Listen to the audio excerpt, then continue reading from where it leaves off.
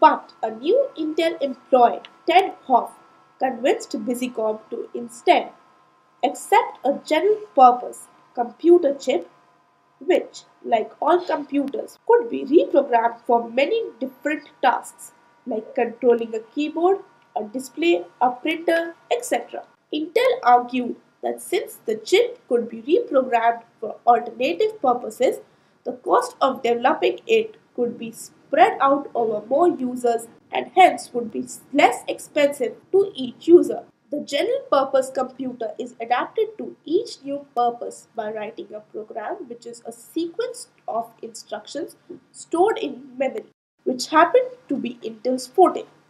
Busicom agreed to pay Intel to design a general-purpose chip and to get a price break since it would allow Intel to sell the resulting chip to others.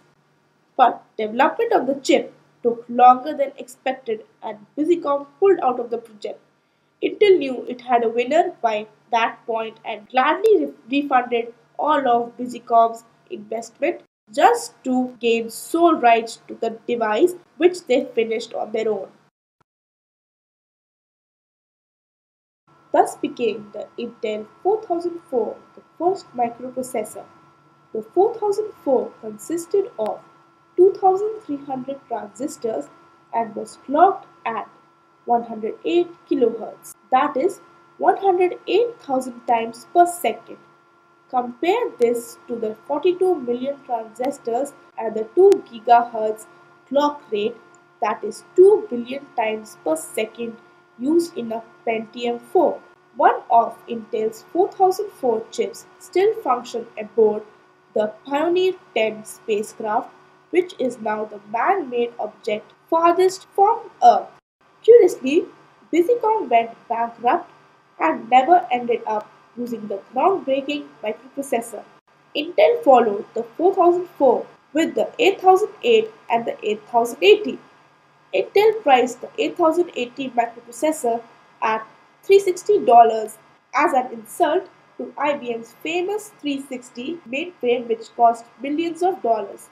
The 8080 was employed in the MIT's Altair computer, which was the world's first personal computer.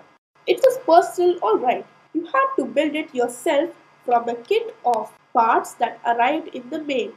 This kit didn't even include an enclosure, and that is the reason the unit shown below doesn't match the picture on the magazine cover. This is the Altair 8800, the first PC. A Harvard freshman by the name of Bill Gates decided to drop out of college so that he could concentrate on his time writing programs for his computer. This early experience put Bill Gates in the right place at the right time once IBM decided to standardize on the Intel microprocessors for the line of PCs in 1981. The Intel Pentium 4 used in today's PCs is still compatible with the Intel 8088 used in IBM's first PC.